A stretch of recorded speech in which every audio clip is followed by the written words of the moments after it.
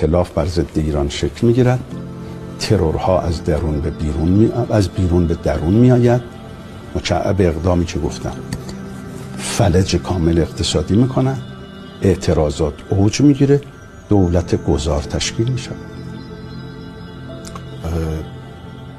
چه کار میشه کرد؟ کار که میشد کرد از وقتش گذشت. من اخیراً در یک مناظره از یه شخصیت کارتونی و این برنامه‌های کودکان استفاده کردم، قورباغه‌ای که میگه وقتش نیست و الان پخش شده در همه جا. واقعا هر چیزی در یک بزنگاهی باید صورت بگیره.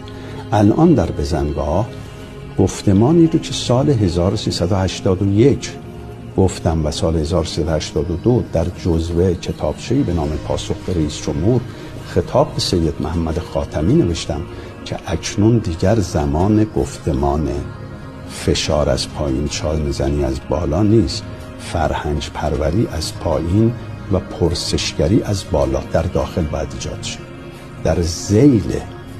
در ذیل فراگفتمانی تحت عنوان سلام در درون و صلح با بیرون شکل بگیرد.